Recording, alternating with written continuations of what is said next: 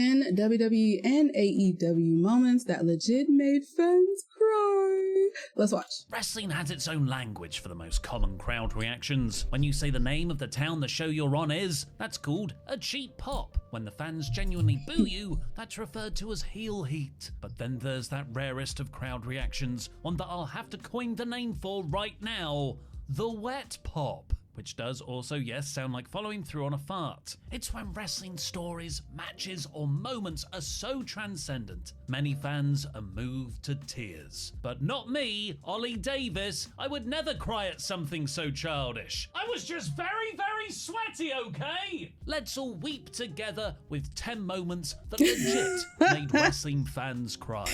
It do bring us together, though. We'd love if you could help support this channel by giving us a subscribe and check out one of our other videos once you finish this one, like the 10 most watched WWE YouTube videos. It's not what you would expect, like there's way too much Great Khali on there. Number 10, CM Punk return actually confirmed. So yeah, maybe I cried at this one, like a little bit, I guess. Captured for all to see for all time on our Rampage Live reactions that night. After 7 years away from the professional wrestling industry, changing the culture with WWE backstage aside, a jam-packed United Center in Chicago knew the worst kept secret in wrestling was about to become public. CM Punk was back. Back in a wrestling ring, back in the sport of pro wrestling, and back in front of fans with All Elite Wrestling.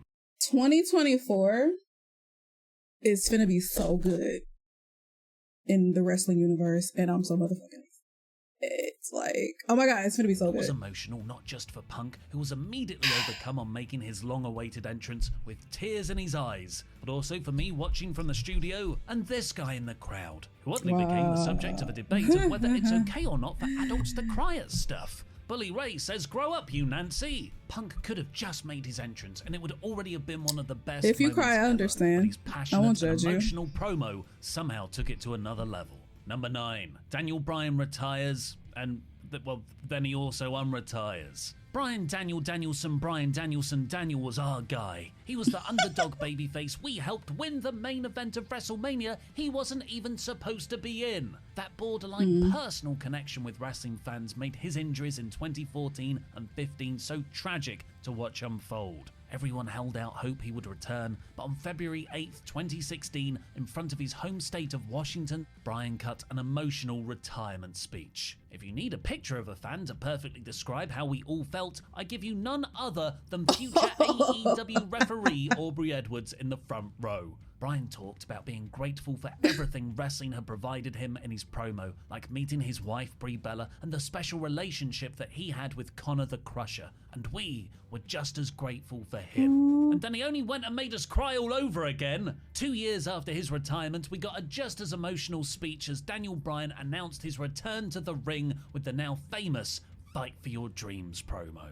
Number 8, the Macho Man and Miss Elizabeth reunion. This is like the grandfather of emotional wrestling moments, just without the xenophobic jokes. I get it, Grandad. France surrendering was hilarious. In 1991, there was no greater wrestling love story than Macho Man Randy Savage, compulsory bad Randy Savage impression, and Miss Elizabeth. On screen at very least, the Dark Side of the Ring episode shares a slightly different picture behind the scenes. But the two kayfabe broke up after the Mega Powers imploded, with Savage becoming the Macho King and starting a new relationship with sensational Sherry, making her a queen. At WrestleMania 7, Macho King faced the Ultimate Warrior in a retirement match that he would eventually lose in epic fashion. After the bout, Sherry turned on Savage, kicking the legend while he was down. Miss Elizabeth was in the crowd and couldn't just watch as her former man was being abused, and shockingly ran into the ring to pull Sherry off of Macho. All the emotion rushed Liz, Savage, and every fan in the Los Angeles Memorial Sports Arena, leading to wrestling's first couple embracing and everyone bringing on the waterworks. Love in professional wrestling is rare, but this moment showed that it was possible on the grandest stage of them all. Number 7, Edge retires, and then, I'd also unretires. Wrestling retirements are the new Canadian destroyer on the ring apron. It's just a setup spot now. At WrestleMania 27, Edge only just retained his World Heavyweight Championship when everyone assumed he was going to lose it to Alberto Del Rio and was seemingly set to continue his run at the top of the SmackDown card. But just 1 week later, Edge revealed that his long list of injuries had caught up with him and he had been diagnosed with cervical spinal stenosis, and the doctors would not clear him to compete. He was only 37 at the time, and it didn't seem possible that someone so young could retire from professional wrestling. It also hurt because the content of the promo was Edge saying he felt like he'd let us down. Edge was written off as someone who had retired before their time, but then he made his shock in-ring return at the 2020 Royal Rumble, coming out with tears in his eyes. On this day, he could not see clearly, and neither could we, because we were also very much crying. Number 6, Cody Rhodes versus Dustin Rhodes. It was a match that really should have happened properly in WWE. They set it up enough times to be a WrestleMania match, but never pulled the trigger on it. And I say properly because they did do it.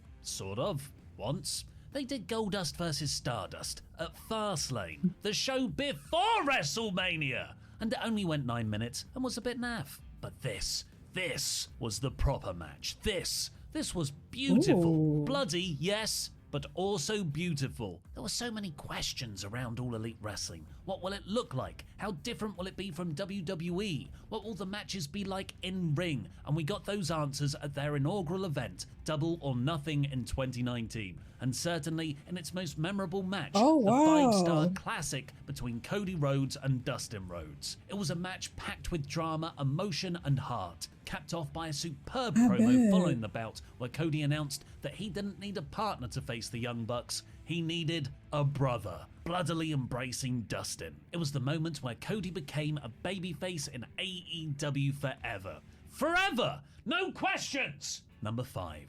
Ric Flair retires. It's another retirement the wrestler didn't stick to. But unlike our previous 2 retirements, this one isn't the speech that got everyone's eyes flooding, it was the match itself. Ric Flair versus Shawn Michaels at WrestleMania 24, where if Flair lost he would have to retire from the world of professional wrestling, was as good as you would imagine from 2 of the greatest to ever do it. But it was the final moment of the match that had people feeling a little moist in their eyes, as Shawn Michaels tuned up the band and mouthed the words, "I'm sorry, I love you." He hit Sweet Chin Music, and that was all she wrote for Ric Flair in a WWE ring. Some called it the most perfect retirement in wrestling history. So it's a good job he didn't wrestle for many years after that in some dreadful matches in TNA. Number 4, Shawn Michaels retires. The other half of that match would have his own retirement stipulation 2 years later, as Michaels stepped into the ring with his longtime rival, The Undertaker, one more time at WrestleMania 26, with his career on the line. One final chance to end the streak. It was a brilliant story told from the Rumble to Mania, and it's a perfect sequel to their near-perfect encounter at WrestleMania 25. At least this one was actually the main event this time, so they wouldn't have to upstage Triple H and Randy Orton again. Taker, of course, won, and Michaels officially retired on the Raw after Mania the next night. It was an incredibly emotional speech. Shawn had always been a factor in WWE in some form or another since the early 90s. He was a Grand Slam champion and one of the best to ever step foot in the squared circle. He had his issues, sure, but his return in 2002 led to one of the all-time great wrestling runs. Just look at the emotion on this woman's face. Shawn meant the world to WWE fans. The man who never left the company even during the Monday Night Wars when it would have been an option. A loyal servant until the end. It was so emotional that it's a good job he also never had another match ever again. Nope, never had another match ever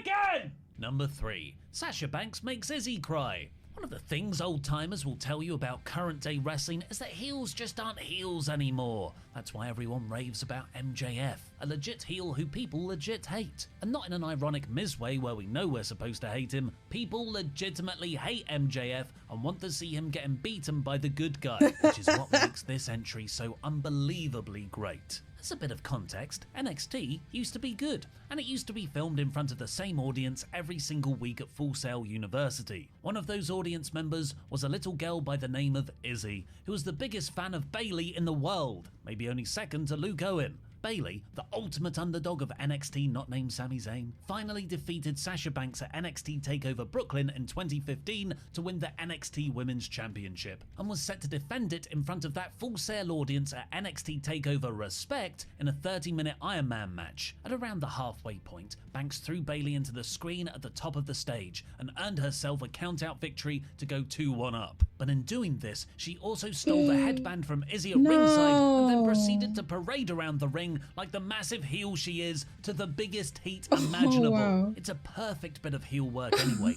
but the visual of seeing this little girl burst into tears and cradle herself into her father's chest as her hero lay beaten on the floor while this smirking villain stands victorious is just incredible. Bayley went on to win the match, and Izzy went on to become an excellent wrestling YouTuber in her own right. Oh, that's what I'm talking about. Mark Henry, baby, I'm coming home. I'll never trust the colour salmon ever again, or the food for that matter. In 2013, on an episode of Monday Night Raw, Mark Henry came out to cut probably the best promo of his entire career, as he announced he would be retiring from pro wrestling. It was a surprise to a lot of people, and a shame too, as the last few years had legit been the best of Henry's entire run in WWE, which, up until that point, had mostly been rubbish matches and fathering hands. John Cena was also there for a lovely bit of foreshadowing as Henry talked about how he never won the WWE Championship, where Cena looked genuinely emotional. With tears in his eyes, Mark Henry talked about how his wife, no, not Mae Young, would be seeing more of him, and to his little girl, baby, I'm coming home. There wasn't a dry eye in the house, and then, BAM! A world's strongest slam to John Cena. One of the all-time greatest swerves, made all the better because everyone believed it was real. And number one, the tribute shows. We couldn't possibly name just one, so we're going to say, yeah, all the tribute shows. But to single a few out, Owen Hart's, Eddie Guerrero's, Brian Pillman's, and more recently, Brody Lee in All Elite Wrestling. Owen and Pillman's hit hard for very different reasons. Eddie's was one of the biggest shocks to the WWE system in recent memory, and Brody Lee's was one of the most perfect and heartbreaking tribute shows to ever be put on screen. Punk has even said in interviews that one of the reasons he believed everything that Tony Khan was promising him was because he saw the passion and love on that tribute show, with that final image of his son, -1, holding aloft the TNT title that his father had defended in his final ever match. It's one of the most moving moments I've ever seen, and I haven't been able to watch it back since. I guess I know the tears will just start flowing again, and to be honest, I'm a little bit emotional just thinking about it now. So cheer yourself up by going to watch the bonkers 10 most watched WWE YouTube videos, featuring way too much Great Khali. Alright, you guys, that's going to do it for this reaction. Make sure to leave some likes and comments down below. Let me know what you guys think, and I will see you in the next one.